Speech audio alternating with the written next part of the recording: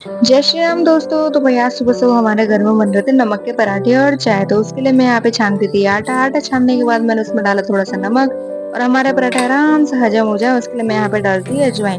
अजवाइन को अच्छे से मसलने के बाद उसको कचुम्बर निकालने के बाद डाला आटे में, फिर पूरी ताकत लगाने के बाद यहाँ पे गूंदा मैंने आटा और हमारा आटा गूंद के हो चुका है बिल्कुल रेडी। और ये काम पकड़ाया है फिर मैंने अपनी बड़ी बहनों को। तो ये अपने स्टाइल में अपनी पसंद की डिजाइन के बनाती थी वाले पराठे।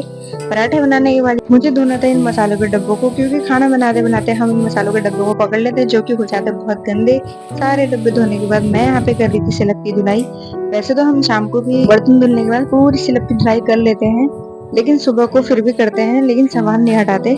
शाम को सारा सामान हटा के धुलाई करते हैं। उसके बाद आई हमारे सोफों की बारी, जिसके कवर को मैं झाड़ झाड़ कर बिछा रही थी। वैसे तो इनके कवरों को बिछाने का कोई फायदा है नहीं, भले ही मैं इनको अभी घुसेड़ घुसेड़ के दबा दबा के बिछा रही हूँ, लेकिन अभी कोई बैठेगा तो ये अभी हट जाएंगे। बड़े सोफे को सही करने के बाद आई हमारे छोटे सोफे की बारी, और इसके कवर को भी अच्छे से झाड़ झाड़ कर मैं यहाँ पे बिछा रही थी। वैसे इस सोफे पे ज्यादा कोई बैठता नहीं है, उस वाले में ज्यादा बैठते हैं, क्योंकि वो सोफा हमने रसोई में रख रखा है। कवर सही करने के बाद आई मैं इसके कमरे में, तो ये चाहिए तो अपने बेड में पोछा लगा रही। थोड़ी देर खड़े होकर देखा तो ये तो अपने पूरे ही कमरे में सफाई कर रही है। खुद तो काम करती है लेकिन मुझे भी खाली बैठने नहीं देती। तो इसने मुझे दिया सुई चलाने का काम, जो कि करना था मुझे बैठे बैठे। तो ये काम खुशी खुशी करने के बाद मैं चली गई थी छत पे ठंडी ठंडी हवा खाने के लिए। नीचे आकर देखा तो ये दोनों देख रहे थे मीशो में अपने अपने मतलब का सामान। वैसे हमारी माता श्री को ऑनलाइन चीजें पसंद आती नहीं है, फिर भी देख रही थी। तो आज की ब्लॉग में बस इतना ही। Okay bye bye.